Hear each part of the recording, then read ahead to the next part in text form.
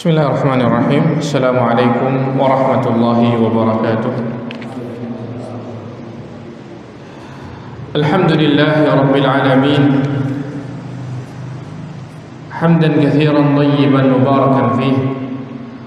Wa asyhadu an la ilaha illallah wahdahu la syarika lah. Wa asyhadu anna Muhammadan abduhu wa rasuluh.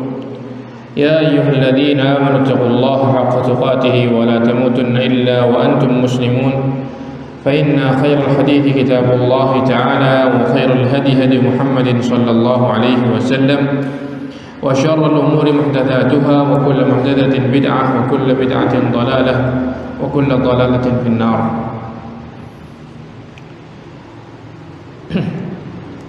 أيها المسلمون والمسلمات rahimani wa rahimakumullah jami'an, jamaah salat maghrib dan isya Masjid Abu Bakar As-Siddiq radhiyallahu taala anhu di Patik Raja yang dirahmati Allah Subhanahu wa taala.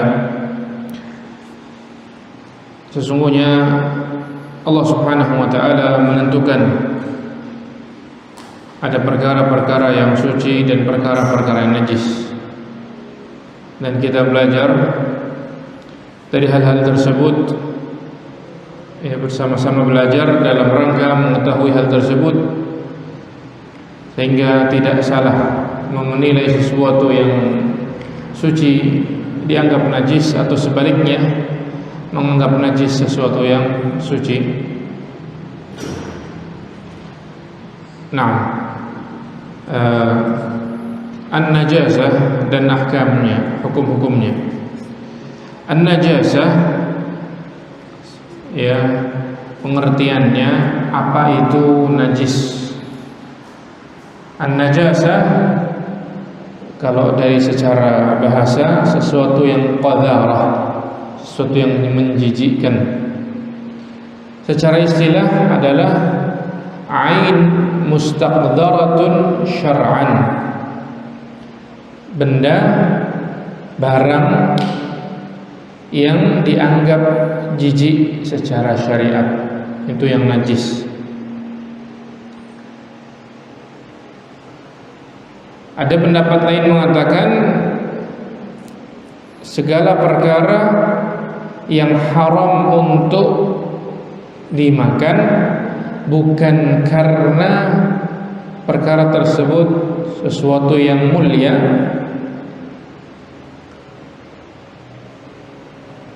dan bukan pula karena sesuatu yang menjijikkan menurut akal, bukan juga karena madorotnya baik untuk badan atau untuk akal.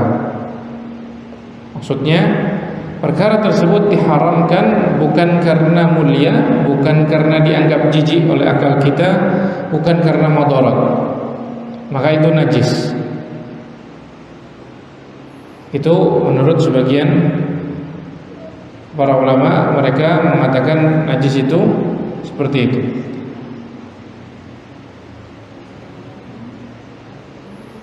Atau juga yang mengatakan sifat najis adalah sifat secara hukum, ya, sifat tersebut sifat yang dihukumi, yang menjadikan perkara yang disifati tersebut tidak boleh dipakai sholat dengannya atau ada padanya. Jadi gimana? Kalau pendapat yang pertama, sesuatu yang najis adalah yang dianggap jijik secara syariat. Ini mudah, ya, mudah dipahami. Syariat menganggapnya najis berarti najis, menganggapnya jijik berarti najis menurut syariat. Atau yang pendapat ketiga, ini juga mudah.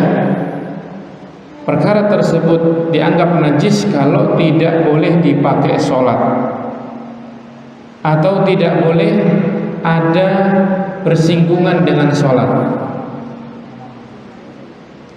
Ya, dalam baju kita, menempel di badan kita, atau di tempat sholat kita tidak boleh, maka ini yang disebut najis. Adapun pendapat yang kedua, ini kaitannya bahwa najis tidak boleh dikonsumsi ya, tidak boleh dikonsumsi tersebut pada beberapa keadaan. Yang pertama, bukan karena keharamannya, karena kehormatannya. Berarti menurut pendapat ini, sesuatu yang haram belum tentu najis. Sesuatu yang haram belum tentu najis. Kemudian juga tidak pula karena dianggap jijik. Ya, berarti sesuatu yang jijik dalam akal kita belum tentu najis. Ya.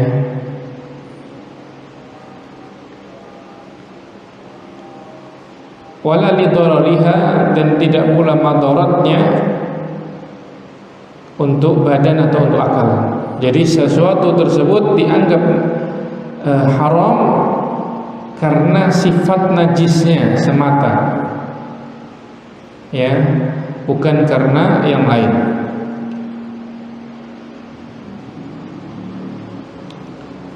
Baik. Nanti disebutkan perkara-perkara apa saja yang termasuk najis atau yang bukan. Kemudian hukum menghilangkan najis. Wajib untuk menghilangkan najis, ya, disebutkan terkhusus ketika ingin sholat dan sejenisnya yang disyaratkan padanya kesucian dari najis tersebut. Maksudnya misalnya orang mau wudu, orang mau yang harus menghilangkan najis saat itu apa? Tawaf, ya. Kemudian ya, ini wajib untuk menghilangkan najis. Baik. Dan ini adalah mazhab jumhur, Hanafiyah, Syafi'iyah, Hanabilah, dan satu pendapat dari Malikiyah, satu ucapan Malikiyah. Artinya ketika najis itu ada harus dihilangkan. Harus dihilangkan. Kemudian sudah kita bahas masalah berikutnya, yaitu hukum mensyaratkan niat untuk menghilangkan najis. Tidak disyaratkan niat untuk menghilangkan najis. Selama najisnya hilang cukup. Misal kita punya gelas yang terkena najis, kemudian di gelas tersebut kehujanan sehingga najisnya hilang, bersih lagi, maka apa? Cukup. Tidak perlu kita cuci ulang untuk kita niatkan hilang najis dengannya. Kemudian hukum permasalahan berikutnya tentang keraguan ada atau tidaknya najis. Orang yang ragu tentang sucinya sesuatu atau najisnya sesuatu, maka dia kembali kepada asal, membangun sesuatu tersebut kembali kepada asal. Kalau asalnya suci, maka tetap suci, keraguannya tidak digubris. Misal air di dalam botol tertutup, asalnya air aqua itu, air mineral itu suci. Kok terus kemudian ada orang mengatakan jangan-jangan waktu sterilisasi mesinnya rusak, atau jangan-jangan ada kemasukan kotoran ini kotoran itu, sementara zahirnya suci. Apakah kita peduli dengan ucapan tadi? Tidak peduli. Tidak perlu kita pedulikan dia meragukan kesucian air yang kita tahu ini suci. Tisu misalnya, ini tisu, ya orang bilang ini steril, ini suci, asalnya kembali kepada suci. Kemudian ada orang bilang ini jangan-jangan terbuat dari ini itu yang najis. Ya, kita tidak perlu bingung dengan ucapan dia. Kembali kepada asal saja. Ini dalam ya menghadapi seperti itu. Tapi kalau sesuatu itu asalnya najis, kemudian kita ragu apakah ini sudah bersih atau belum, maka kita kembali kepada asal, yaitu najis. Ya, ini mazhab jumhur Hanafiyah, Syafi'iyah, Hanabilah. Misal,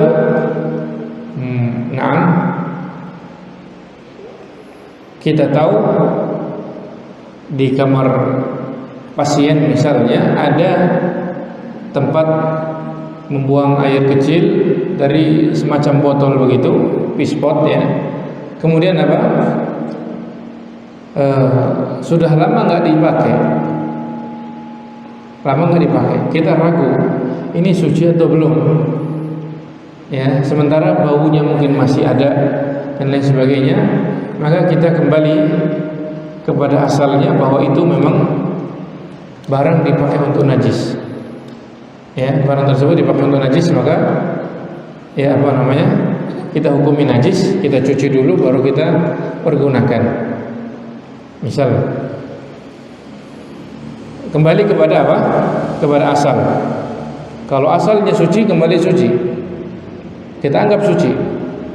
Kalau kita ragu, kalau asalnya najis, maka kita anggap najis. Ini mazhab jumhur Hanafiyah, Syafi'iyah, dan Hanabilah.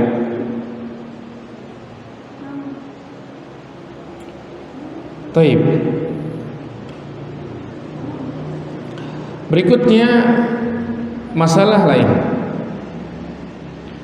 mempergunakan sesuatu yang najis, boleh tidak kita pergunakan? Ya,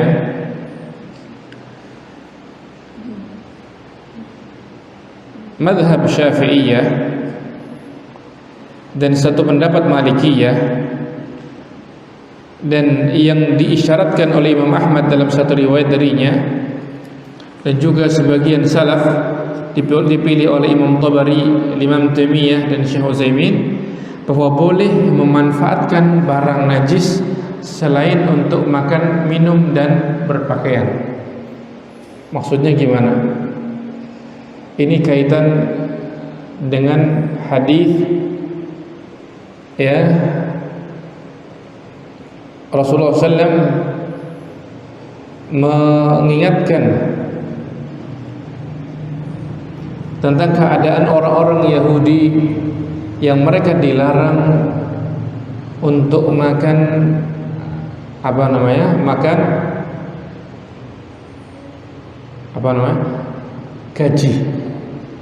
gaji bangkai. Mereka dilarang dari gaji, maka mereka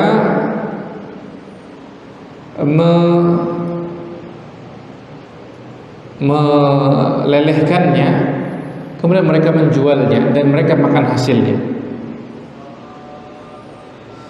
Rasulullah SAW disebutkan dalam hadis tersebut, beliau tidak mempermasalahkan masalah gajinya tadi. Seandainya kita lelehkan, kita pakai sendiri. Misalnya dahulu ada, kalau kapal terbuat dari kayu, untuk menutup celah-celahnya dipergunakan gaji tersebut, lemak hewan tersebut, walaupun bangkai, atau dipakai untuk teplok. Ya, Rasulullah SAW tidak bermasalahkan. Yang dipermasalahkan menjualnya kemudian makan dari hasilnya. Ya, maka dari hadis ini diperbolehkan memanfaatkan barang-barang yang najis selain untuk makan, minum, dan pakaian. Termasuk di dalamnya adalah menjualnya kemudian makan dari hasilnya.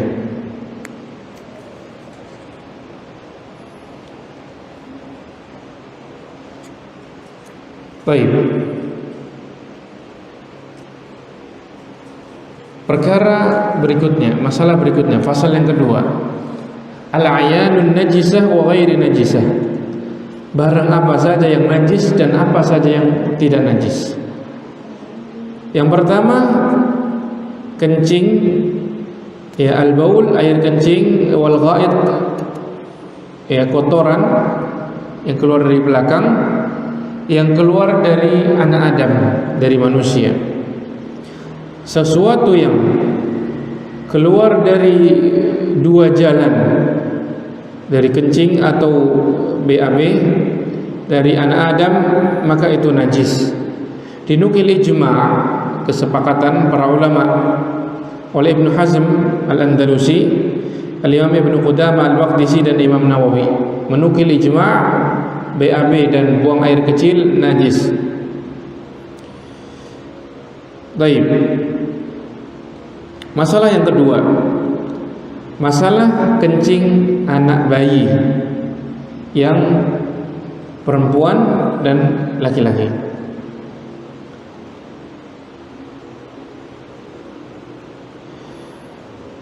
Kemudian masalah pertama, kenajisannya. Najis kencing anak bayi yang laki-laki dan juga perempuan, sama saja sudah makan makanan atau belum, baru ASI, ya baru ASI atau sudah MPASI, dua-duanya najis. Itu sesuai kesepakatan mazhab fikih yang 4. Masalah berikutnya, bagaimana mensucikan kencing anak bayi laki-laki yang belum makan makanan.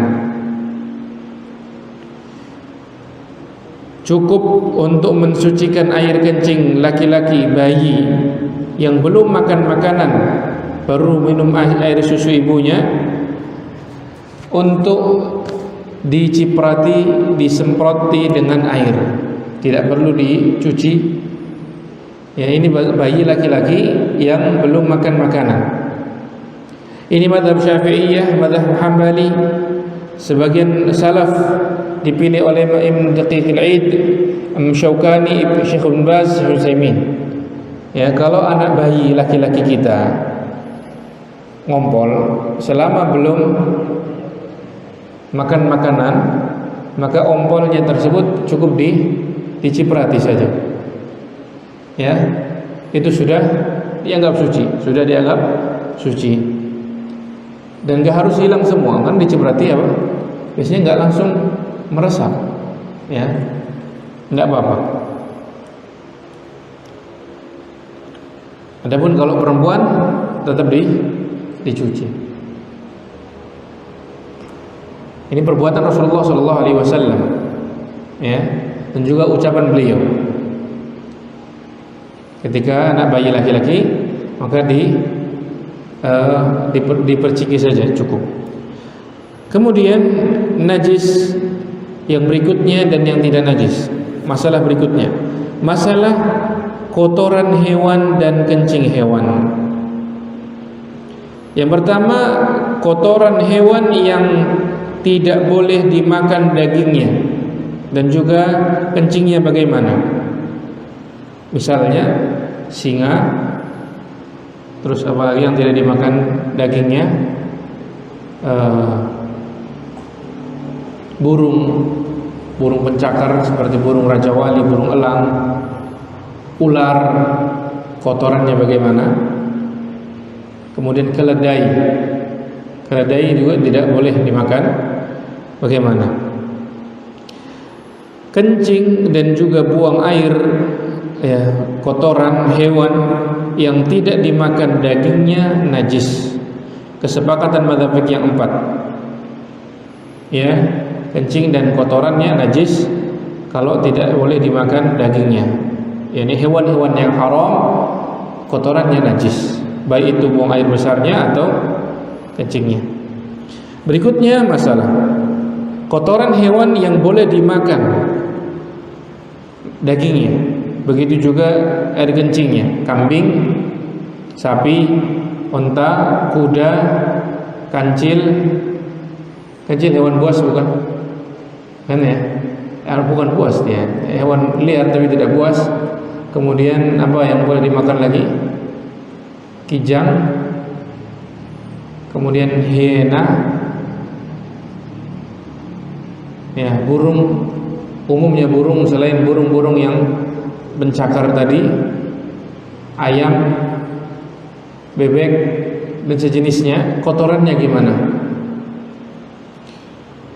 Kotoran hewan yang dimakan dagingnya dan kencingnya hewan yang dimakan dagingnya suci. Itu mazhab Maliki, mazhab Hambali yang dipilih oleh Syaukani, Syekh bin Baz, Syekh Utsaimin. Adapun Syafi'iyah mengatakan najis. Ya. Syafi'iyah mengatakan najis.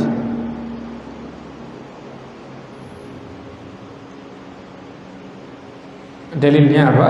Boleh seorang sholat di kandang kambing dan tidak boleh sholat di kandang unta. Ya, di kandang ada kotoran, ada kencing dan lain sebagainya. Ya, maka ini tidak mengapa.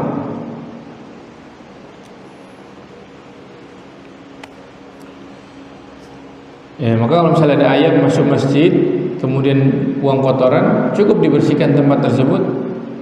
Ya, seandainya pun nggak dibersihkan, tidak apa-apa sholat di tempat tadi. Tidak apa sholat di tempat tadi.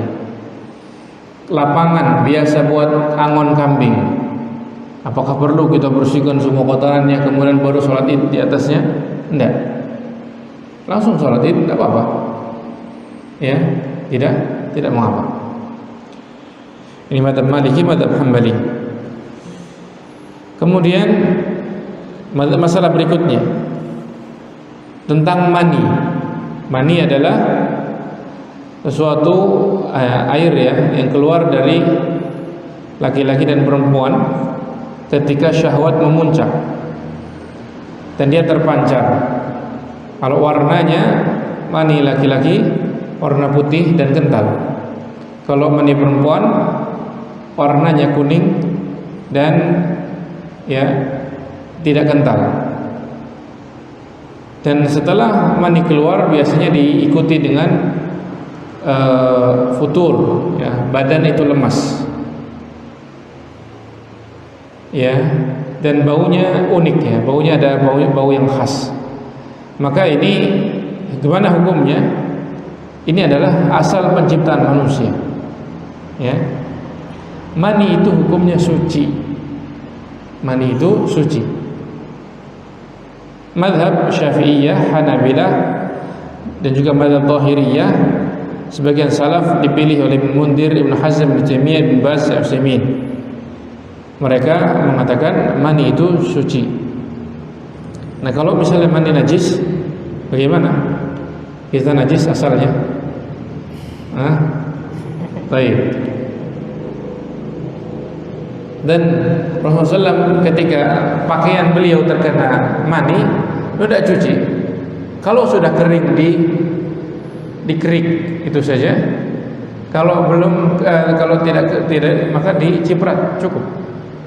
Ya. Baik. Madhi, berikutnya masalah madhi. Madhi, ya, apa itu madhi? Air yang keluar ya ketika selesai mengeluarkan mani. Dia tidak memancar, tapi ya kekentalannya ya, tipis ya. Dia tidak terlalu kental, dia hanya seperti lendir gitu ya. Baik. Hukumnya najis. Ya. Dan ini kesepakatan mazhab fikih yang 4. Jadi kalau ada mani yang keluar kita perlu cebok, kita perlu membersihkannya. Kemudian masalah berikutnya ada disebut air wadi, wawu dal ya, wadi, wadiyu. Wadi itu najis sesuai kesepakatan mazhab fikih 4. Kalau wadi itu biasanya keluar setelah air kencing kita selesai, ya, itu yang keluar setelahnya.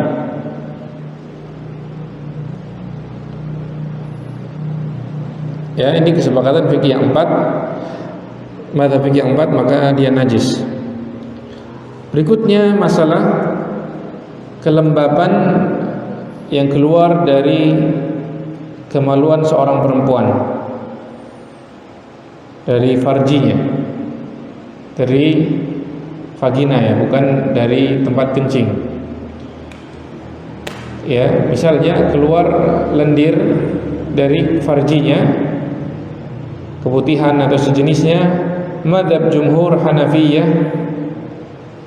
mazhab jumhur Al-Hanafiyah, kemudian ucapan pendapat yang benar dari Syafi'iyah dan Hanabilah, maka ini suci. Ya, seorang perempuan ketika dia keputihan dari lubang vaginanya, maka dia mengeluarkan sesuatu yang suci. Tidak perlu bingung. Baik.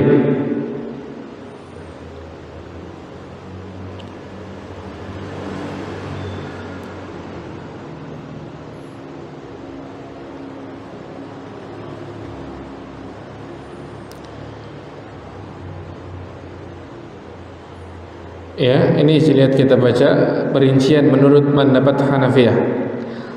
Kata Hanafiyah, cairan yang keluar dari farji seorang perempuan ada dua jenis menurut Hanafiyah. Jenis yang pertama adalah yang nampak di bagian luar saja, bukan keluar dari dalam vagina, tapi hanya di pinggiran. Ya, ini kemungkinan antara madhi atau keringat. Ya, maka ini suci menurut kesepakatan Hanafiyah. Bagian yang kedua, ya, cairan lembab-lembab ya yang keluar dari farji seorang perempuan dari dalam. Ini menurut Abu Hanifah suci. Berbeda dengan pendapatnya Abu Yusuf Al-Qadhi dan Muhammad bin Hasan, muridnya, mereka berdua murid Abu Hanifah, berbeda pendapat dengan gurunya. Ya, maka ini dianggap najis menurut mereka berdua. Ibnu Abidin, ya, salah seorang ulama Hanafiyah, mengatakan, ya, ini dianggap suci kalau tidak bersamanya darah, ya, dan tidak bercampur dengan madhi atau mani dari suaminya atau mani dari dianya sendiri. Begitu. Atau dianggap najis kalau dia tidak bersamanya darah.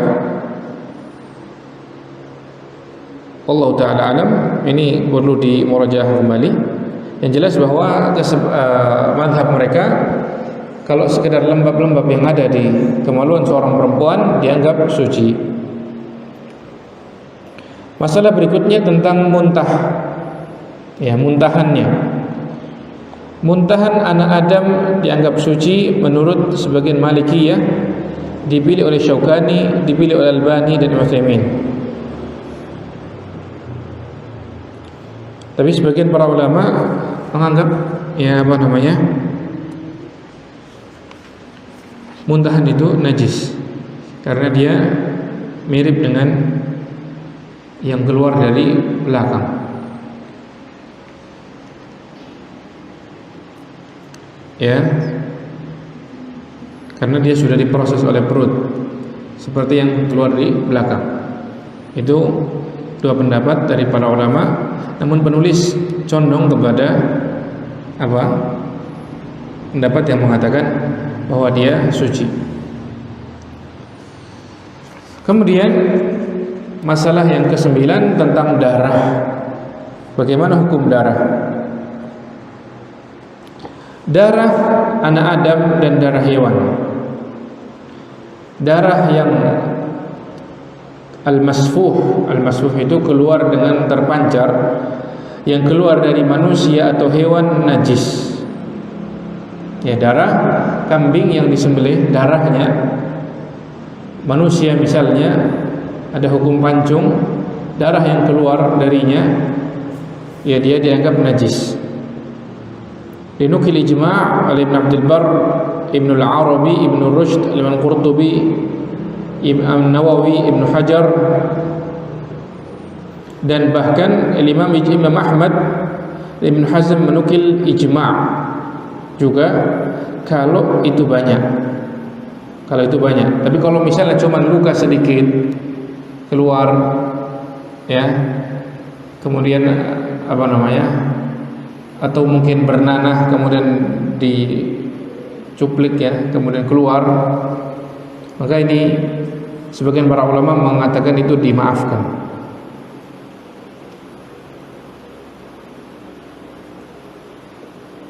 Kemudian berikutnya, hukum darah syuhada.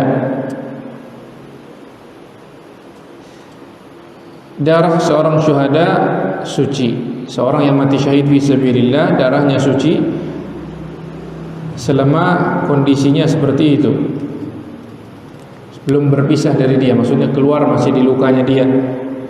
Ini mazhab Hanafi, Hambali, dan dipilih Ibnu Utsaimin. Ya, ketika dia misalnya dimandikan, kok darah masih terus keluar, maka tetap disolatkan dengan keadaan tersebut. Kemudian darah haid itu najis. Darah haid najis dinukil ijma' oleh al-Imam Al-Qarafi, Al-Aini, dan Asy-Syaukani. Ini ijma' para ulama bahwa darah haid itu najis. Darah luka dari istihadah kalau sedikitnya dia tidak mengapa, dimaafkan. Ya, kalau seorang istihadah, darah keluar bukan pada waktu haid, atau darah yang keluar beda warna, bau, dan ya kepekatannya dari waktu haid, ya, itu darah luka, maka dimaafkan, dia tetap sholat. Seorang wanita tetap sholat dengan keadaan tersebut. Berikutnya yang ke-10, masalah lain, masalah babi, ya, hewan babi. Pertama, kenajisan babi.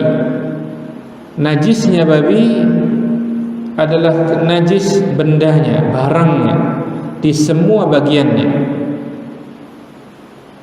Ya, misalnya kulitnya, kukunya, mulutnya, giginya, dagingnya, tulangnya, itu najis.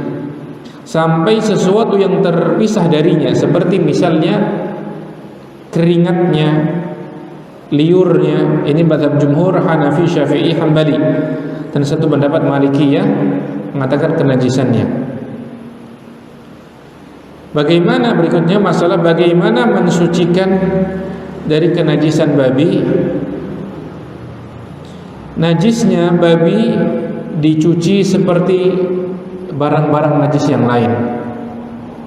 Ini mazhab Hanafi, Maliki, satu pendapat Syafi'i dalam qaul qadimnya, riwayat Imam Ahmad, riwayat Nawawi, Ibnu Hazm, dan yang lainnya mengatakan bahwa kalau babi dicuci seperti najis-najis yang lain.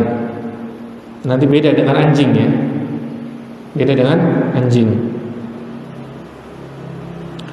Bolehkah seorang berobat dengan babi dan bagian-bagiannya?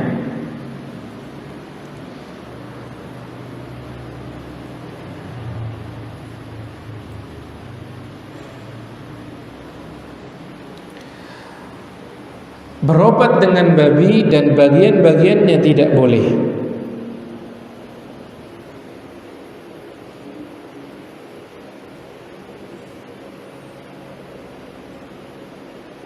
Ya, tapi ada perincian. Ibnu Taimiyah mengatakan dalam Majmu' Fatawa jilid 24 halaman 270-71, beliau mengatakan berobat dengan makan daging atau dengan gaji babi enggak boleh. Ada yang mengatakan untuk hangat-hangat, untuk apa, itu enggak boleh. Adapun berobat dengan mengoleskannya kemudian dicuci setelahnya, maka ini masalah sama dengan boleh enggak seorang langsung memegang najis kemudian langsung mencucinya selain di waktu sholat. Dan ini ada pendapat masalah ini, masyhur. Yang sahih kata beliau boleh untuk hajat. Kalau ada hajat boleh seorang memegang najis langsung, sebagaimana seorang beristinja. Istinja itu memegang najis tidak? Memegang najis, ya. ya, maka ya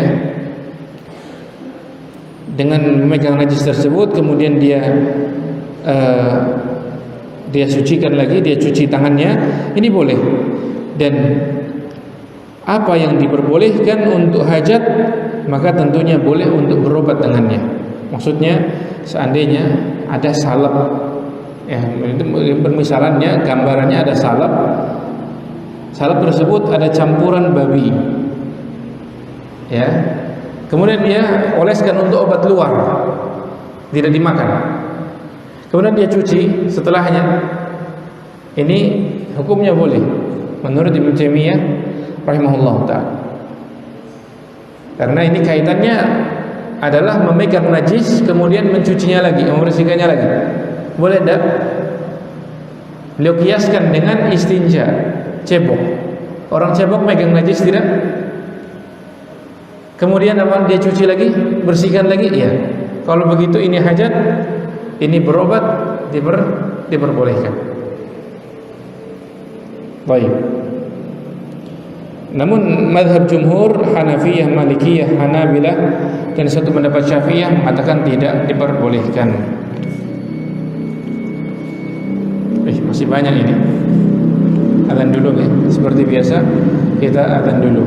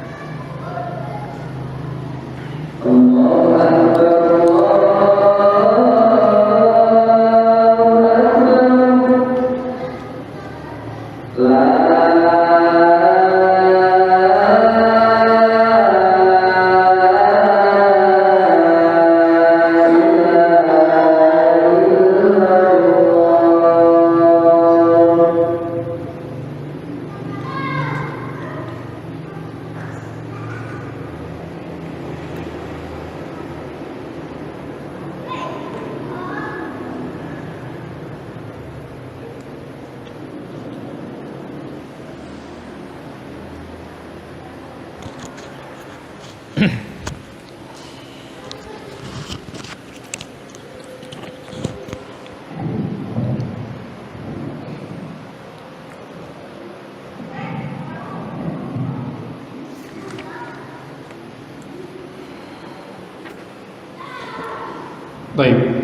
Bismillahirrahmanirrahim. Alhamdulillah wassalatu wassalamu ala Rasulillah wa ala alihi wa washabihi ajma'in.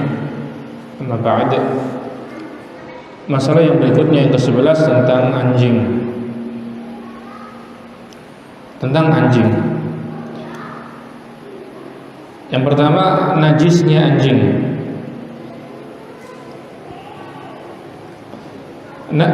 Anjing ya hukumnya najis ain. Jadi bendanya anjing tersebut, hewannya najis dengan semua bagiannya. Mazhab Syafi'iyah, Hanabilah. Dan dari Hanafiyah adalah pendapat Abu Yusuf Al-Qadhi dan Muhammad bin Hasan Asy-Syaibani, dan dipilih oleh Sun'ani dan Syauthaimin. Jadi anjing itu najis, barangnya, bendanya. Tentang berikutnya masalah bagaimana mensucikan bejana dari najis anjing. Dari najis anjing. Bejana atau sesuatu yang semisalnya dicuci dari bekas minum anjing. Minum itu anjing tersebut minum sebanyak 7 kali. Yang pertama kali dengan tanah. Ini adalah mazhab Hanabilah, Ibnu Hazm, Ibnu Hajar dan Syekh Utsaimin.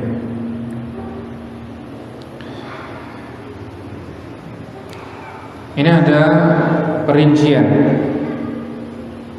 dan juga bagaimana mengganti tanah tersebut dengan sabun.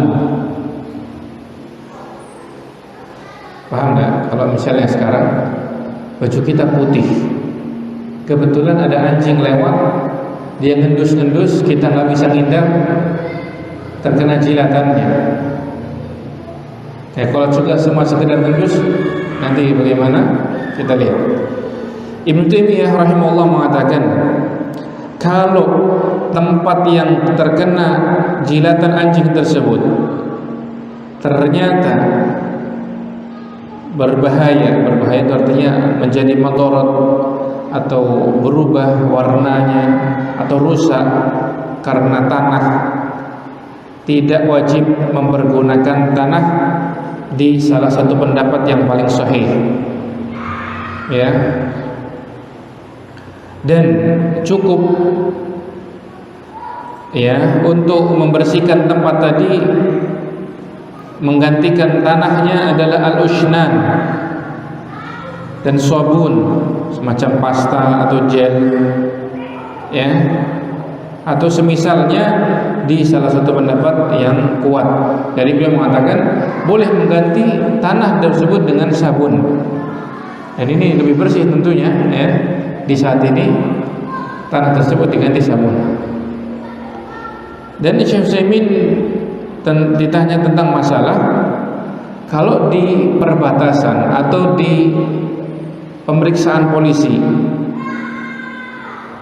di sebagian kepolisian misalnya atau di sebagian daerah mempergunakan anjing yang terlatih, dia masuk di bagian depan mobil, kemudian menciumi satu persatu penumpang, kemudian mencari mungkin narkoba atau barang terlarang atau apa, ya ada yang bukan, mungkin juga menjilat sesuatu.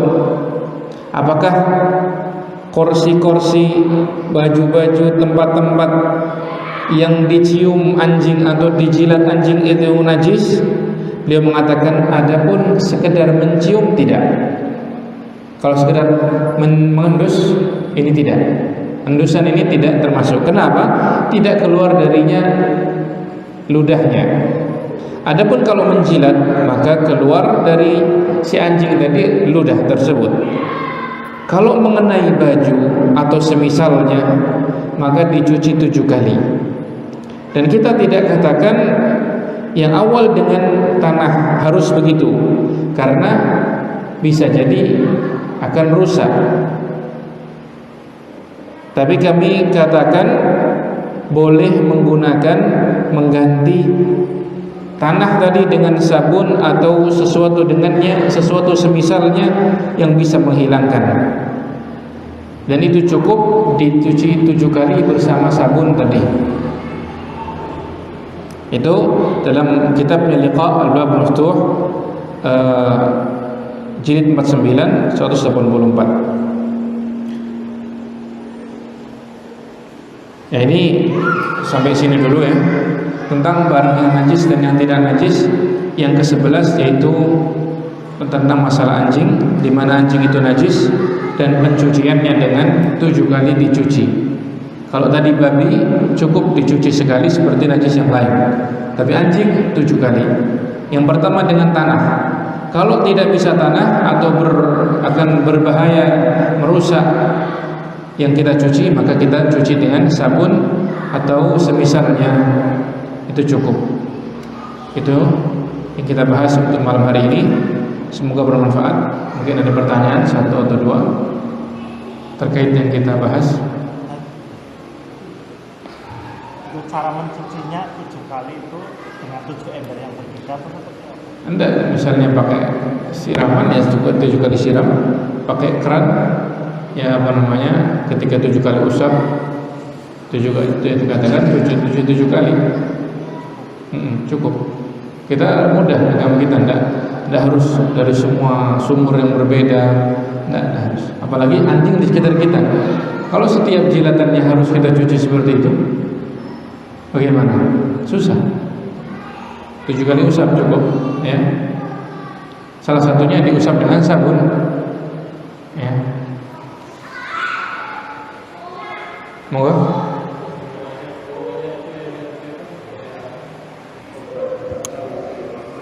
Mohon maaf belum jelas. Obat gatal.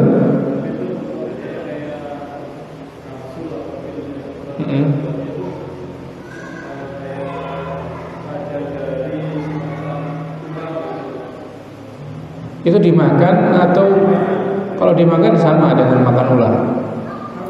Oke, sama. Selama masih ada obat yang lain kita tinggalkan. Selama masih ada obat yang lain kita tinggalkan. Selama itu adalah bentuknya makan. Tapi kalau tadi kaitan yang ngoles, itu semacam kayak memegang najis. Dipakai kemudian setelah mau sholat ya, atau mau tidur atau mau menyentuh makanan kita cuci, tidak apa-apa.